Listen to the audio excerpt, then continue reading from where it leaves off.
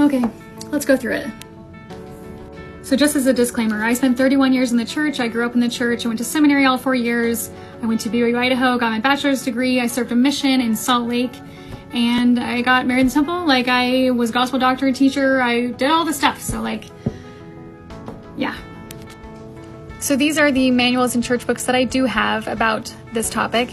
These are the ones most recently published, just to point out that I was not raised with these books. So here's the Book of Mormon Family Reader, produced by the church. Oh, look, right there. No stone in a hat. Also, Gift and Power of God, no stone in a hat. Great picture, though. Book of Mormon Reader, produced by the church. No stone in a hat. More current Book of Mormon Reader, produced by the church. Again, no stone in the hat, Urim and Thummim. Doctrine and Covenants Story Reader, produced by the church. Again, no stone in a hat, only talks about the Urim and Thummim. I got this one from seminary, also produced by the church. This would have been a great place to put the picture of the stone in a hat. Old Gospel Principles book, produced by the church. Through the Gift and Power of God, no mention of the stone in a hat. Old Blue Book of Mormon, translated through the Gift and Power of God, no stone in a hat. Mormon Doctrine by Bruce R. McConkie, translated by the Urim and Thummim, no stone in a hat.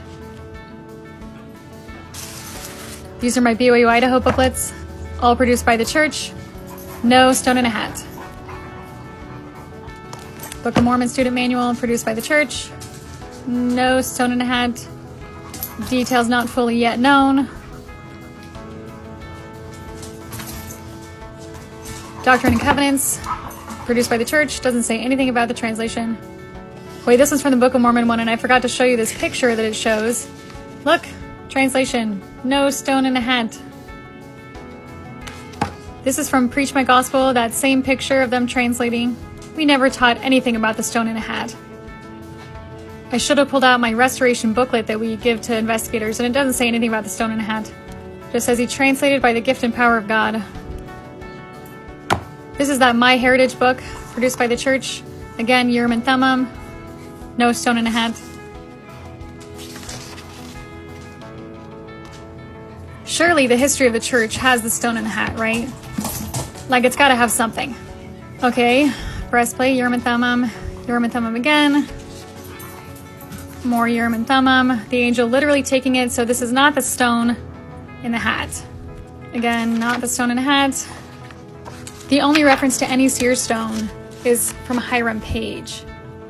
Isn't that crazy? He just whitewashed the whole church history. This is also a great story, by the way. It makes the witnesses seem a little bit unreliable, in my opinion. But yeah, so where'd it go? So again, these are all the manuals that I just went through, the things I grew up with. No mention of the stone in the hat. These ones are more recent, the Come Follow Me manuals, which it does talk about the stone in a hat. That's super great. More transparency in the church. The Sunday school one is not as nice. There's no mention of the stone in the hat, and none of these sources talk about the stone in the hat at all. I'm not exactly sure why they wouldn't say it, and the other one does. Like, where is it? And the Saints Book, Volume 1, it does talk about the stone in a hat. So, there you go, transparency. So of all these manuals, only 2 of them talk about it. So even though the information was out there that he translated the Book of Mormon through a stone in a hat, that wasn't anywhere that I would have come across it.